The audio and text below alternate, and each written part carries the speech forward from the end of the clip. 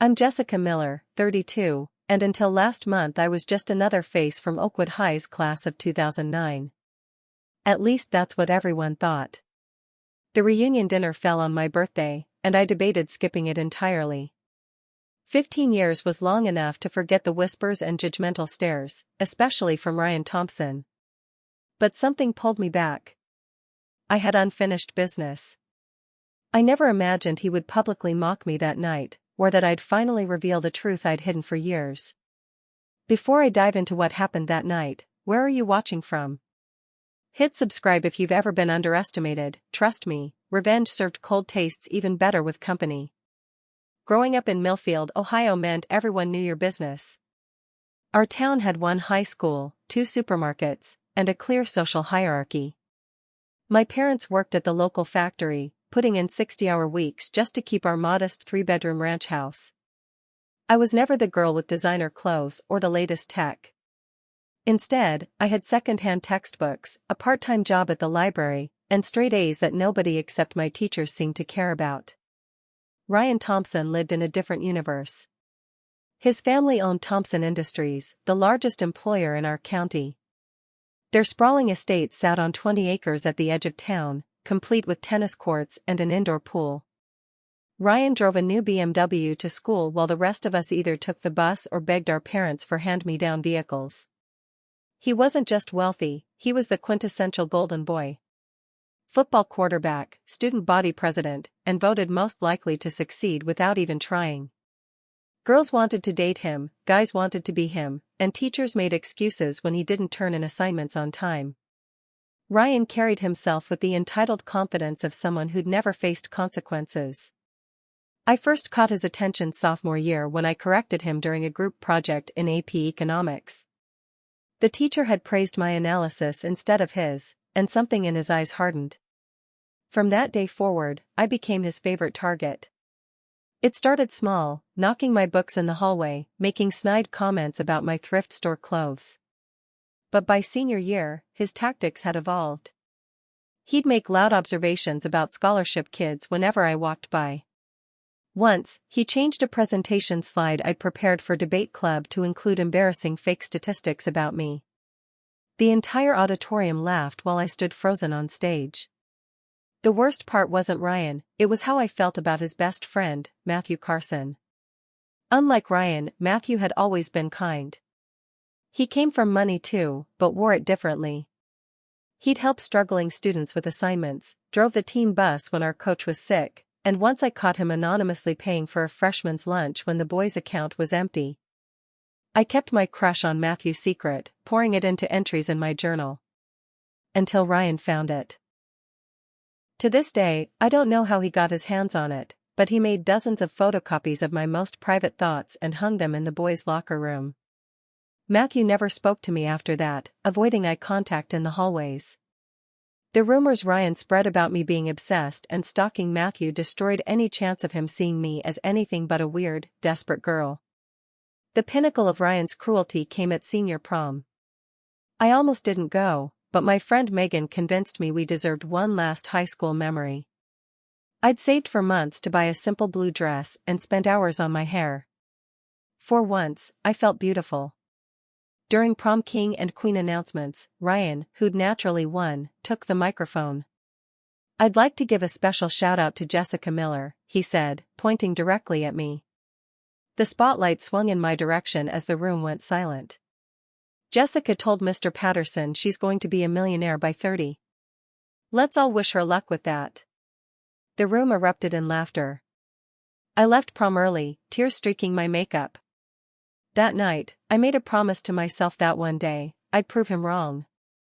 I'd become everything he said I couldn't be. At graduation, Ryan's father announced a donation for a new school gymnasium. The principal fawned over the family, holding up Ryan as the embodiment of Oakwood High's values.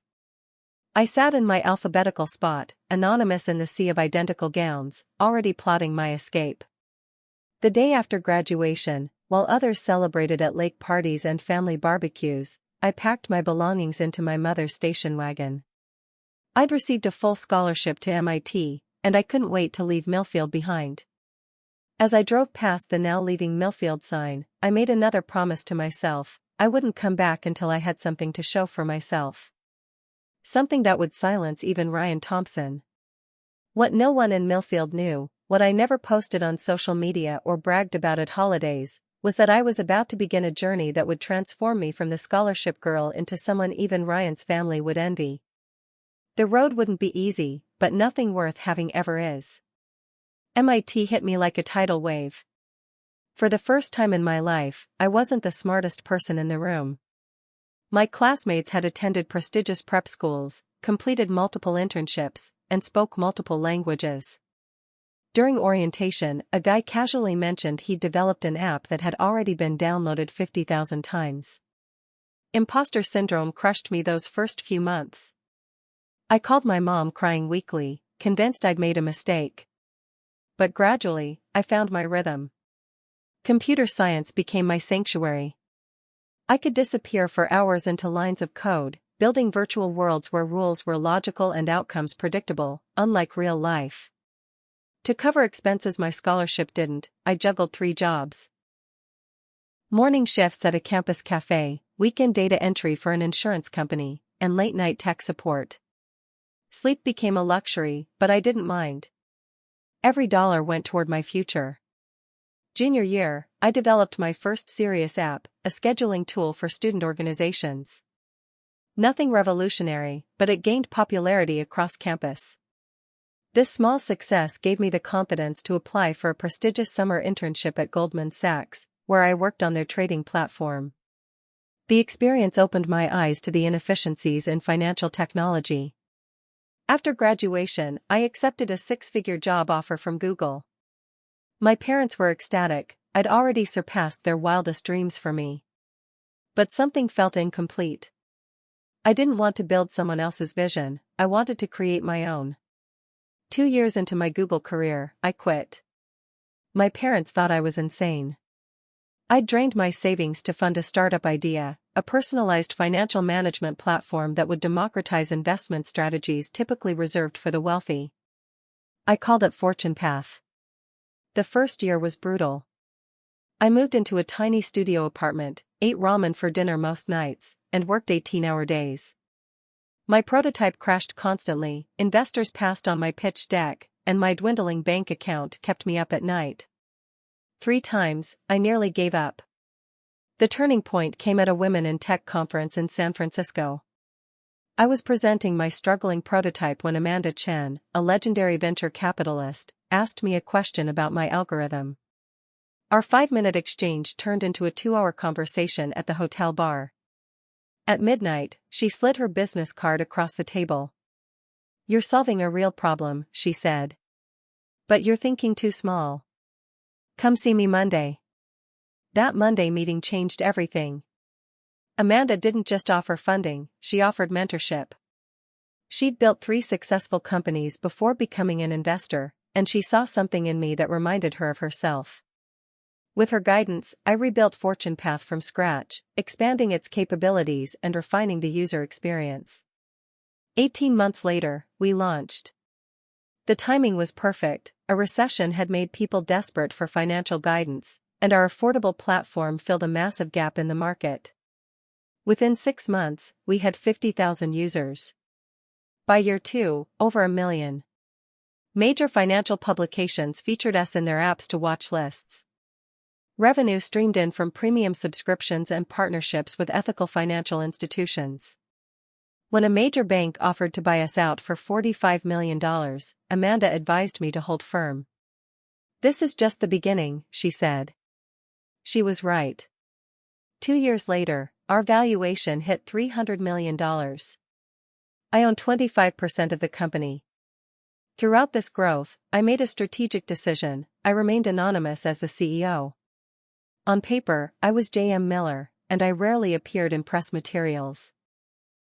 Our CFO handled investor meetings, while our charismatic CMO became the public face of the company. I had my reasons for staying in the shadows, partly because women in tech face scrutiny men don't, and partly because I wanted success on my own terms, not as a social media spectacle. As my wealth grew, I made careful investments. I bought a stunning modern home overlooking the Pacific in Malibu, 6 bedrooms, infinity pool, home theater, and a garage that gradually filled with cars I'd once only seen in magazines.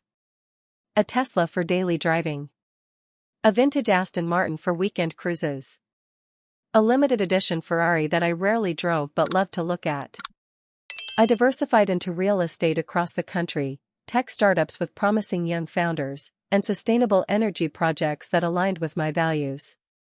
My net worth crossed $75 million on my 31st birthday, though only my parents, Amanda, and my financial advisors knew the extent of my success.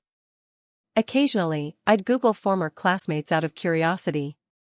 Ryan had taken over his father's company, married a former beauty queen named Madison, and seemed to enjoy posting photos of exotic vacations and charity galas on Instagram.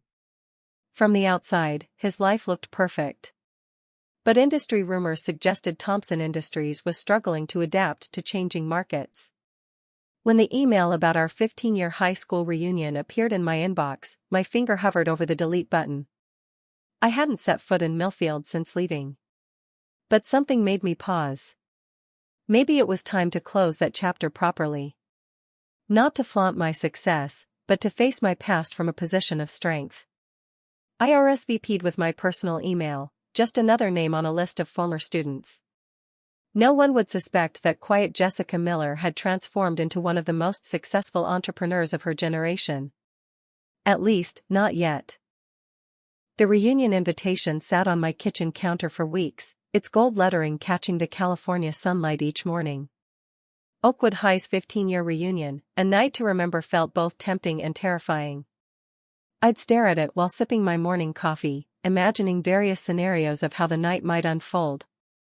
When I finally confirmed my attendance, I immediately called Megan, my one true friend from those days.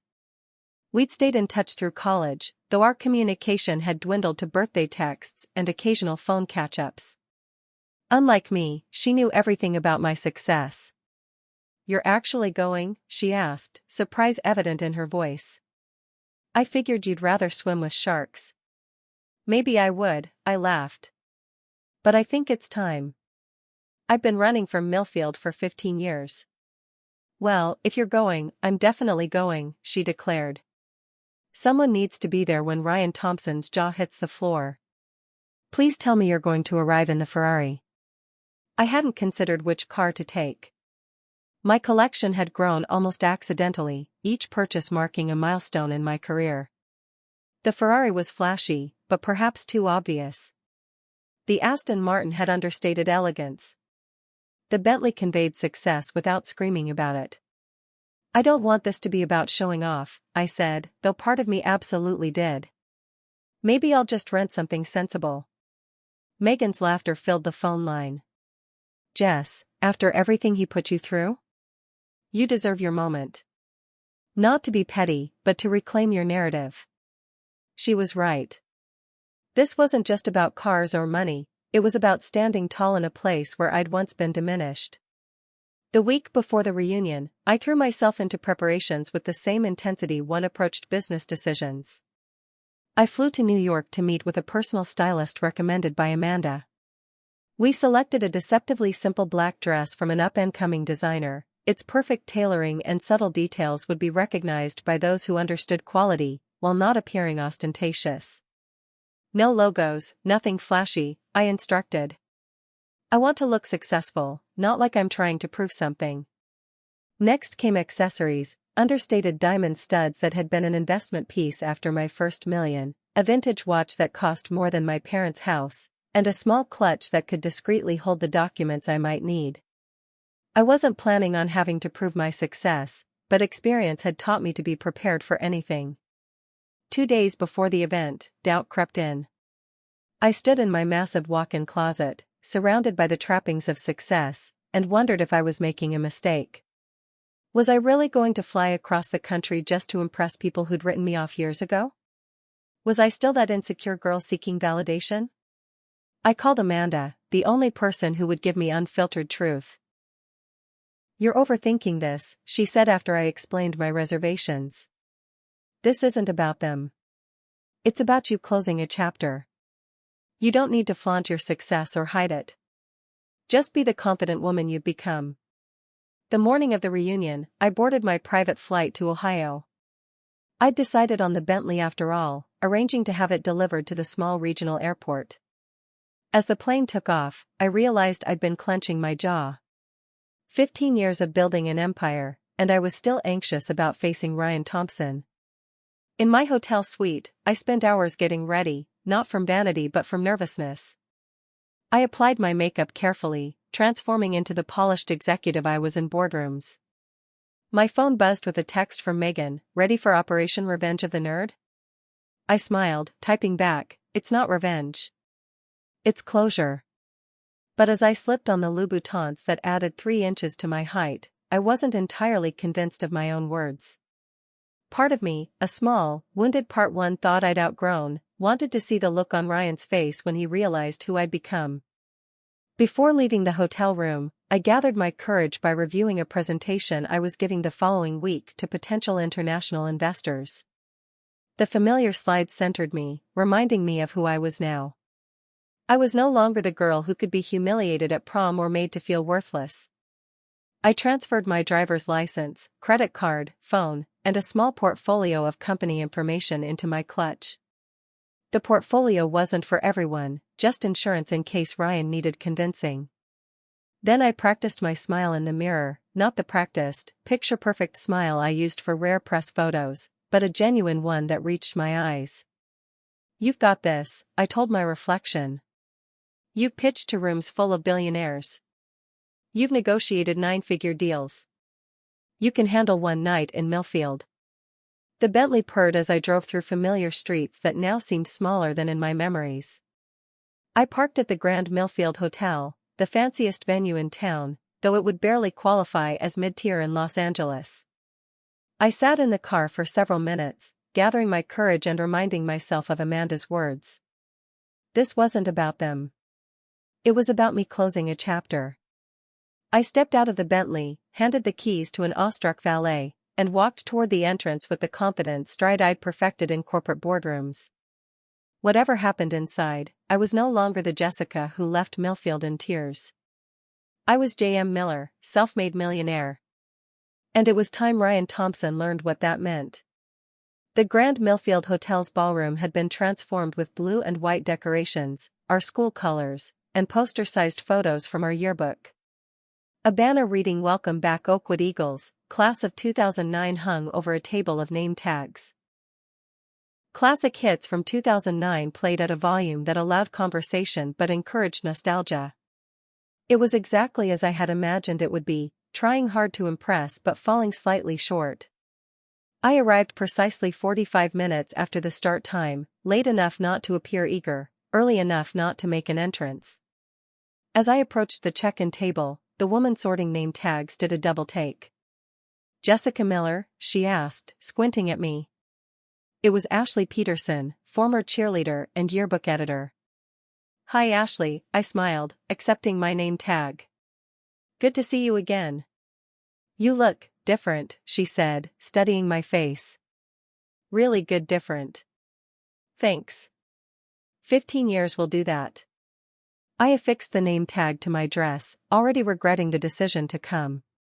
The ballroom was about half full, clusters of former classmates gathered around high-top tables or waiting at the open bar.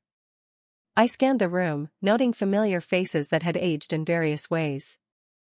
Some looked almost exactly the same, while others were nearly unrecognizable. I made my way to the bar, ordering sparkling water with lime. As I waited, I felt a tap on my shoulder. Jessica? Jessica Miller? The voice belonged to Trevor Matthews, former debate club president who now, according to his name tag sticker, was a history teacher at our old high school.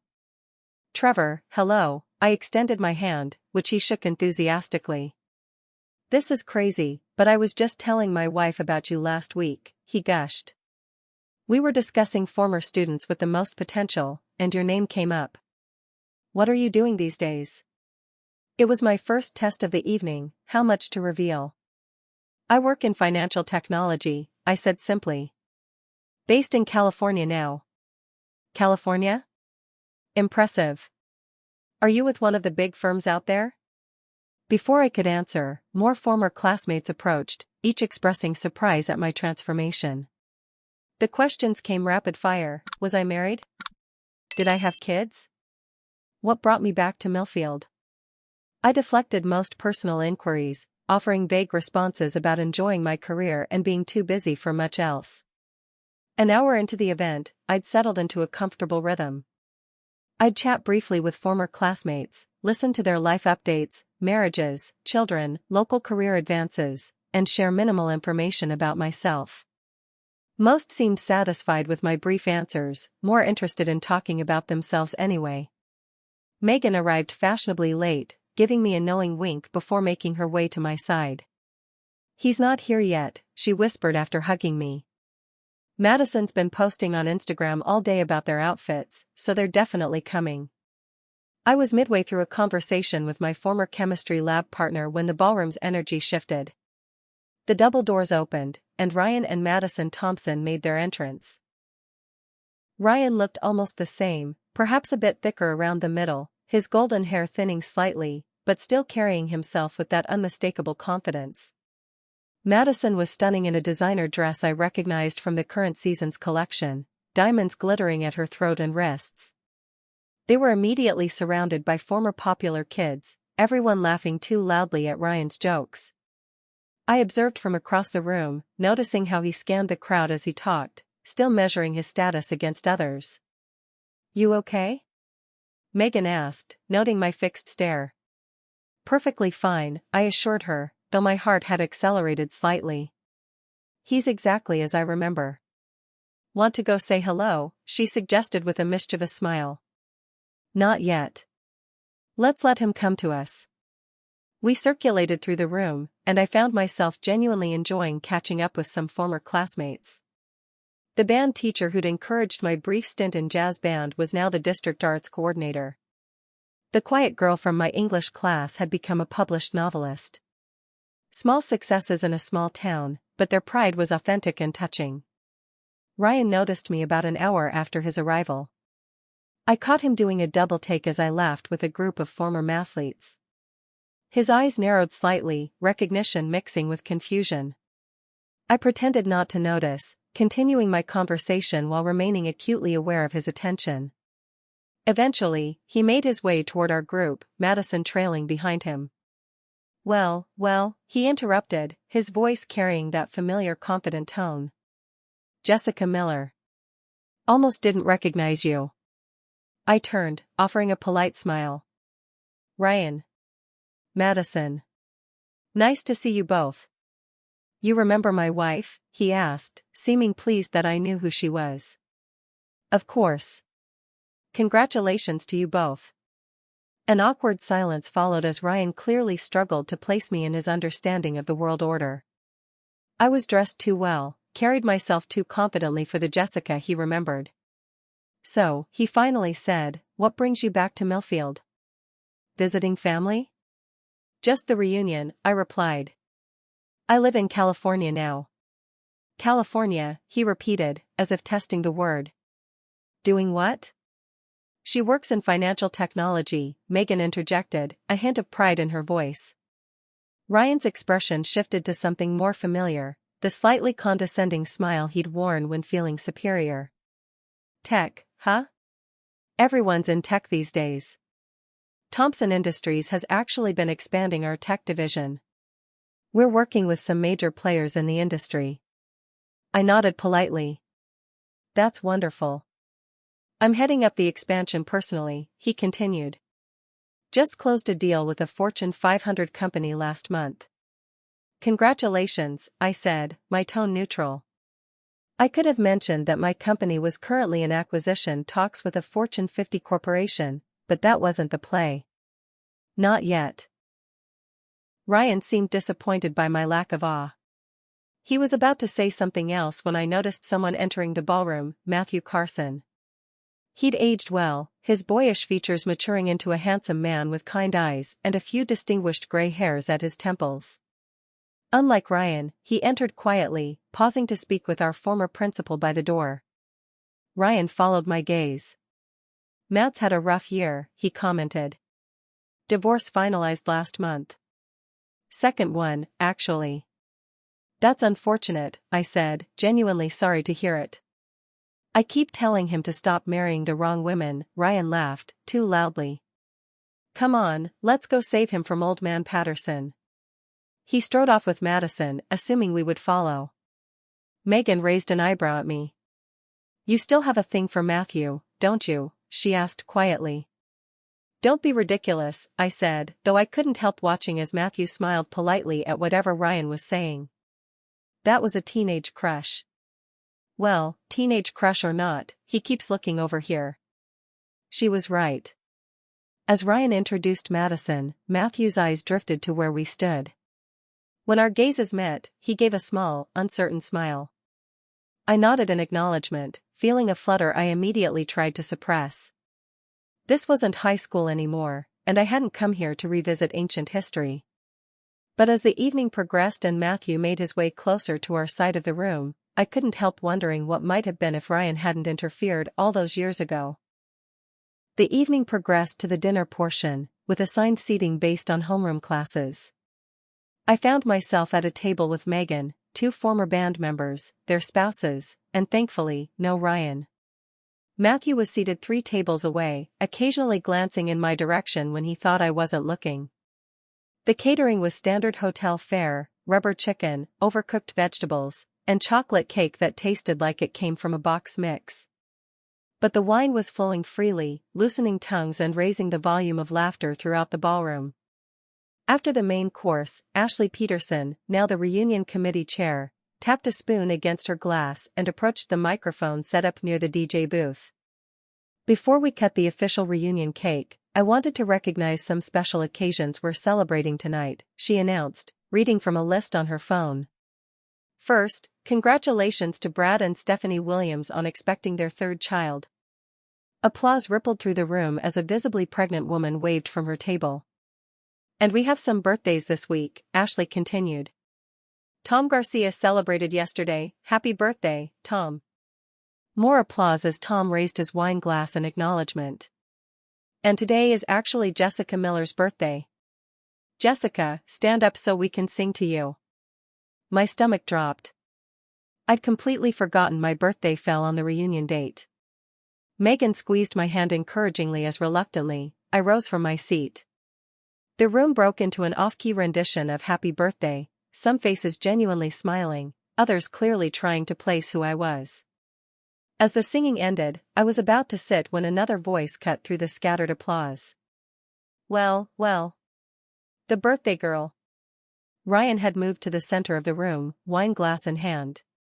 He'd clearly had several drinks, his face slightly flushed.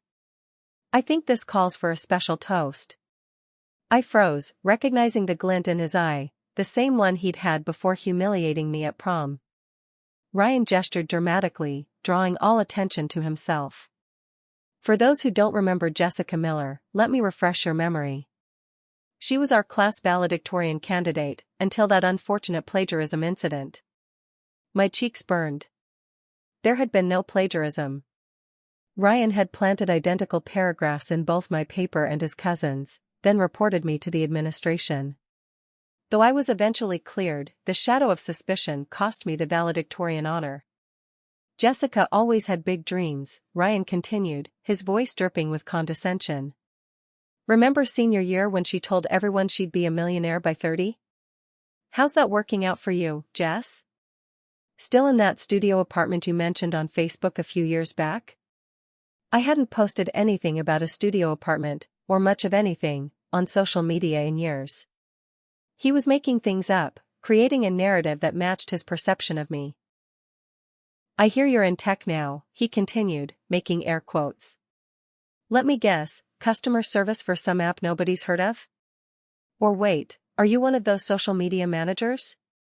Scattered uncomfortable laughter rippled through the room. Most people seemed uncomfortable with his obvious bullying, but no one stepped in to stop it. Ryan, Madison tugged at his arm, looking embarrassed. That's enough. He shrugged her off, warming to his audience. Remember when she had that crazy crush on Matt? Had your name doodled with hearts all over her notebooks. He looked toward Matthew, who was staring at his plate, clearly mortified. Dodged a bullet there, buddy. I stood perfectly still, maintaining a neutral expression despite the humiliation burning through me. 15 years later, and he was still the same bully, still trying to make himself feel bigger by making someone else feel small. Ryan, shut up. Matthew's voice cut through the uncomfortable silence. He'd risen from his seat, jaw tight with anger. You're being an ass. Come on, it's just a joke, Ryan protested, though he looked surprised by Matthew's intervention. Like old times, right? No, it's not funny. It never was. Matthew turned to me. Jessica, I'm sorry. The sincerity in his eyes nearly broke my composure. I gave him a small nod of appreciation before returning my attention to Ryan, who was now trying to salvage his toast. Anyway, he continued, raising his glass again. Happy birthday to Jessica. May your cubicle have a window someday. That was it. The final straw. Years of restraint and carefully maintained privacy dissolved in an instant of perfect clarity. I'd come here seeking closure, and closure required truth. Thank you for the birthday wishes, Ryan, I said, my voice steady and carrying across the now silent room. If you'll all excuse me for a moment. I walked calmly to the exit, feeling every eye on me. Some probably thought I was fleeing in tears, just like at prom. Let them think that, for now. In the parking lot, I took several deep breaths of the cool night air. Then I opened the trunk of my Bentley and retrieved the slim portfolio I'd brought for just such a contingency. It contained irrefutable proof of exactly who J.M. Miller had become. When I re-entered the ballroom, conversations hushed as people noticed my return. I hadn't been crying, I looked completely composed. More than that, I looked determined. I approached the microphone, which Ashley yielded with a confused expression. Ryan's right about one thing, I began, my voice clear and confident. I did say I wanted to be a millionaire by 30. And since he's so interested in how that worked out for me, I thought I should provide an update. The room went completely silent as I picked up the story thread that would change everything. First, I want to sincerely thank everyone for the birthday wishes, I began, making eye contact with friendly faces around the room. It's actually a special birthday for me, not just because of our reunion, but because yesterday I finalized some paperwork I've been working on for months. I opened the slim portfolio I'd retrieved from my car, taking out a glossy financial magazine with my company's logo on the cover. Ryan mentioned I work in tech, which is partially true. What he doesn't know is that I'm the founder and CEO of Fortune Path. I held up the magazine showing our recent cover feature. For those who don't follow financial news, we're currently valued at just over $300 million. Murmurs rippled through the crowd. Ryan's smirk faltered slightly.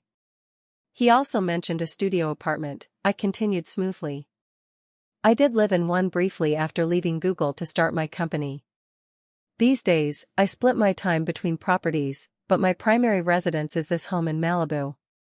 I extracted a photo of my cliffside mansion that had been featured in Architectural Digest, passing it to Ashley, who gasped audibly before passing it around.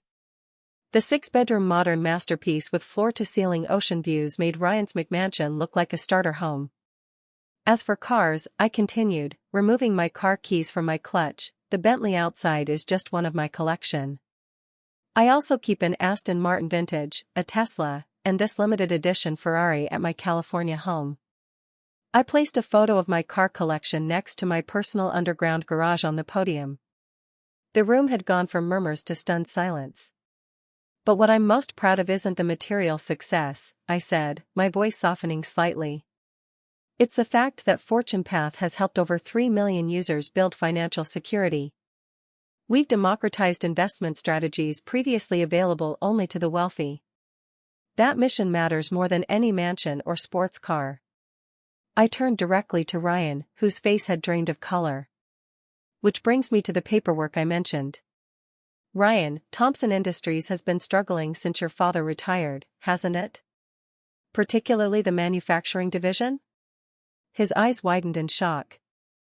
This was insider information very few people knew. How did you? 2 months ago, Your board began quietly looking for investors to help modernize your facilities and prevent layoffs, I continued, extracting the final document from my portfolio. Yesterday, I completed the purchase of a controlling interest in Thompson Industries through my investment firm. Gasps echoed through the ballroom. Madison's hand flew to her mouth in shock. Effectively, I said, my voice calm but firm, I'm now your boss. Ryan's face contorted with disbelief and anger. That's impossible. You're lying. I smiled, sliding the acquisition paperwork across the table toward him. The official announcement goes out Monday. I wanted to tell you personally, as a professional courtesy. He snatched up the papers, scanning them frantically as his face cycled through confusion, shock, and finally, defeated recognition. Why, he managed to ask. Because Thompson Industries employs 800 people in this town, people who don't deserve to lose their livelihoods because of outdated management practices, I replied evenly. My team will be implementing comprehensive modernization strategies, focusing on sustainable manufacturing and employee retention. No one's losing their jobs, except, perhaps, ineffective executives. The implied threat wasn't subtle. Ryan slumped back in his chair, the papers clutched in his hand.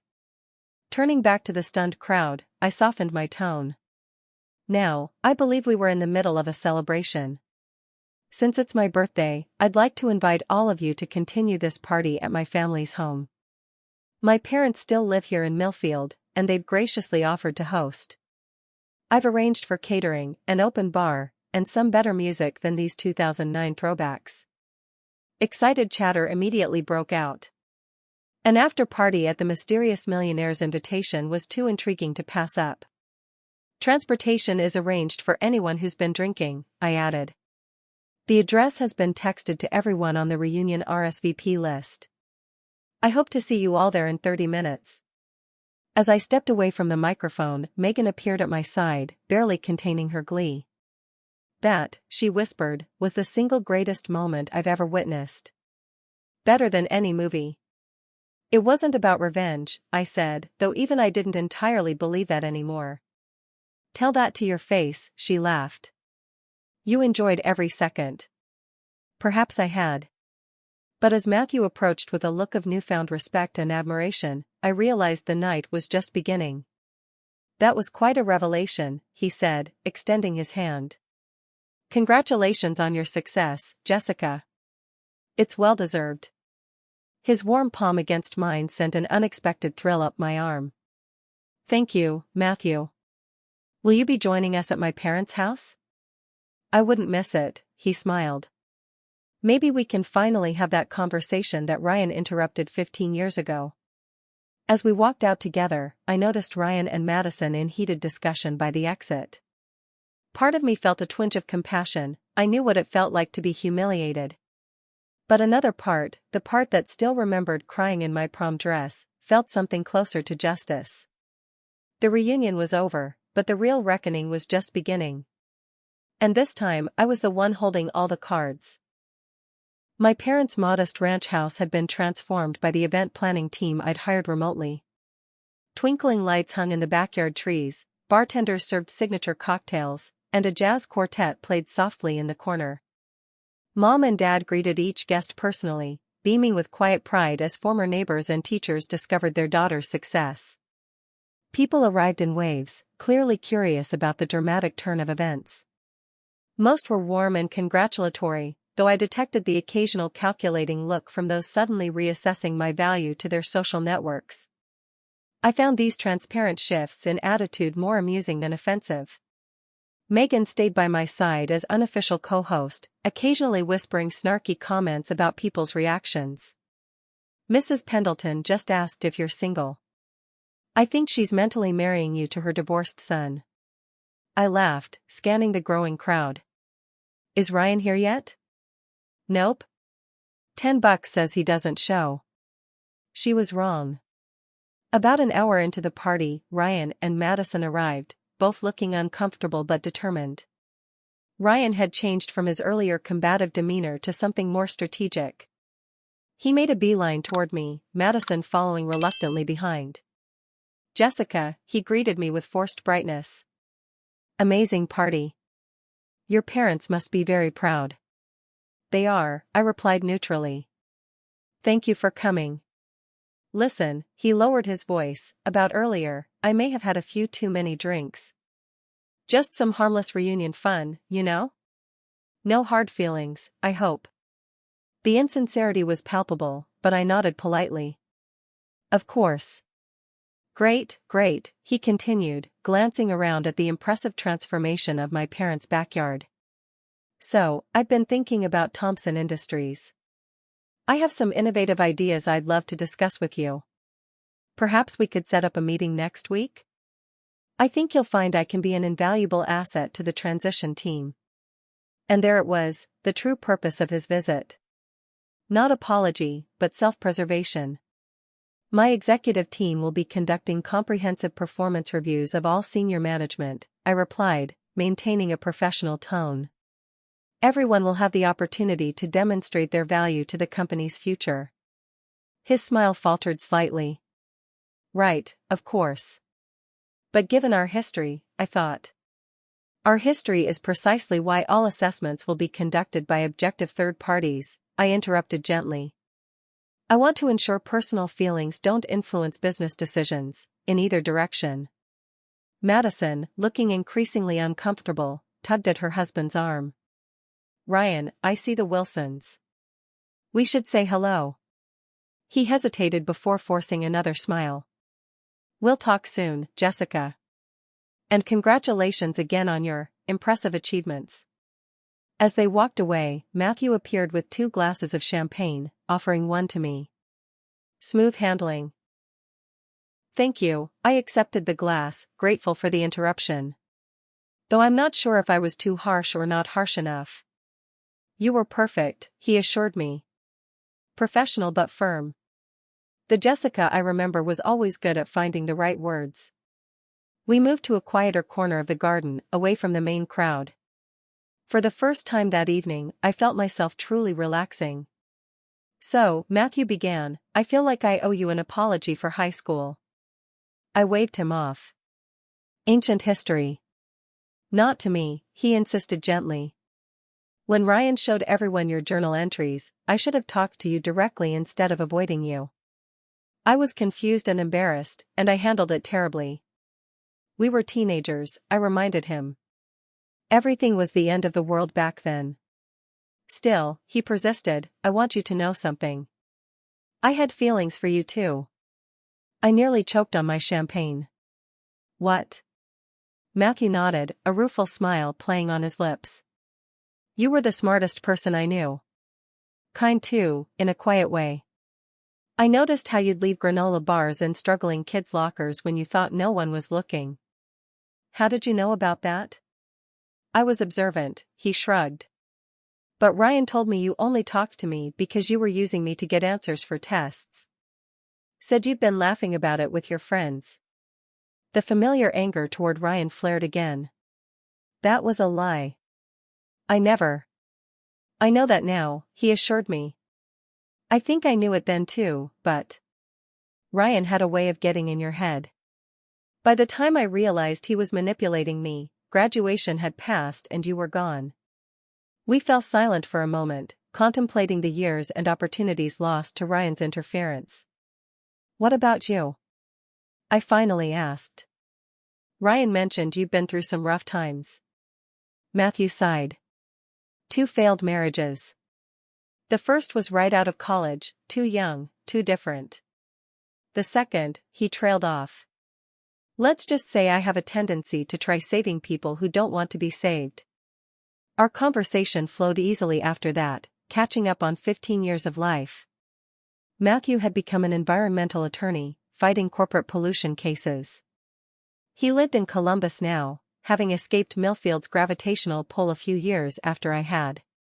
As the night progressed, guests gradually departed until only a core group remained. My parents had long since retired to their bedroom, overwhelmed but happy about the evening's events. In the kitchen, helping clean up despite my protests, Matthew paused. Can I ask you something personal? I nodded, curious. All this success, he gestured vaguely around us, the company, the wealth, was it about proving Ryan wrong? The question caught me off guard with its directness. I considered deflecting but found myself wanting to give him an honest answer. Initially? Maybe partly, I admitted. That humiliation at prom lit a fire. But if external validation had been my only motivation, I'd have come back to rub it in everyone's faces years ago. Somewhere along the way, it became about proving something to myself instead. Matthew nodded thoughtfully. Success is the best revenge. Not even revenge anymore, I corrected. Just, living well. Finding purpose. My company helps people achieve financial independence. That matters more than making Ryan Thompson eat his words.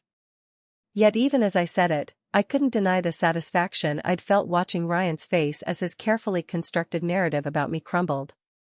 Human emotions are rarely pure, and mine were no exception. After the last guests departed, I walked Matthew to his car. The night air had cooled, and stars sparkled above us, so much more visible here than in Malibu's light-polluted skies. "What now?" he asked, leaning against his sedan. "Back to California tomorrow?" "Actually, I'll be around for a few weeks, overseeing the initial Thompson Industries transition," I replied. "My team's flying in Monday." "Then perhaps you'd consider dinner sometime?" The hopeful note in his voice made my heart flutter embarrassingly. "There's a new place in Columbus that's actually decent." I smiled, feeling suddenly shy despite all my accomplishments. "I'd like that." As I watched him drive away, Megan joined me in the driveway. Well. Matthew Carson, huh?" Full circle moment. I laughed, linking my arm through hers. "Don't get ahead of yourself. It's just dinner." She hummed skeptically. "So what's next for the conquering hero? Buy the high school and turn it into a Jessica Miller memorial?" "Actually," I said, "an idea forming. I've been thinking about starting a scholarship fund. For students who've experienced bullying or hardship. Help them get the fresh start I got." Megan squeezed my arm approvingly. "Much better than revenge." "It's not about revenge anymore," I said, realizing the truth in my words. "It's about moving forward while remembering where you came from." The next morning, as I sipped coffee in my parents' kitchen, I received a text message from Ryan. "Can we talk?" "Privately." "No business, just closure." I stared at the phone, weighing my options. Part of me wanted to ignore it, to let him stew in the consequences of his actions. But another part recognized that true growth meant facing the past without being controlled by it. I agreed to meet him at a local coffee shop. He was waiting when I arrived, looking haggard and humbled. "Thank you for coming," he said as I sat across from him. "What did you want to discuss?" He took a deep breath. "I owe you an apology. Not just for last night, but for everything. High school. The plagiarism accusation. The prom. All of it." I studied him carefully, looking for signs of manipulation or insincerity. "Found none." "Why did you do it?" I asked, the question that had haunted me for 15 years. "What did I ever do to make you target me?" Ryan stared into his coffee. "You were smarter than me," he said simply. "Worked harder. Deserved things I got handed to me. And instead of rising to your level, I tried to bring you down to mine. It was easier." The admission surprised me with its self-awareness. "I'm not asking for forgiveness," he continued. "Just wanted you to know that I recognize what I did. Who I was.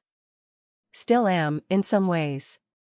"People can change," I offered, not quite ready to absolve him but acknowledging his effort. "Maybe," he conceded. "I'd like to try, anyway. Starting with Thompson Industries. Whatever you decide about my position there, I'll accept it. It's your company now." As we parted ways, the weight I'd carried since high school felt somehow lighter. Not gone entirely, some wounds leave permanent scars, but no longer defining my story. Back at my parents' house, I opened my laptop to begin drafting the framework for the Jessica Miller Foundation for Educational Opportunity. The scholarship would provide financial support, mentorship, and internship opportunities for students who had faced adversity but maintained their determination to succeed. I thought about the girl I'd been at 18, hurt, angry, but ultimately resilient. The path from there to here hadn't been straight or easy, but every step had shaped me into someone stronger than I'd imagined possible. Success isn't about mansions or sports cars, though I won't pretend I don't enjoy them. It's not even about proving doubters wrong, satisfying as that may be. True success is creating something meaningful from your unique experiences, especially the painful ones. So what about you? Have you faced someone who underestimated you or tried to hold you back? How did you respond? Sometimes the greatest motivation comes from those who believe we'll fail. Leave a comment sharing your story of proving the doubters wrong. And if you're still in the middle of your journey, remember, your future success will speak louder than any words ever could. Like and subscribe if this resonated with you, and I'll be back next week with another story from my journey. Thank you for listening, and remember, living well isn't just the best revenge, it's the best gift you can give yourself.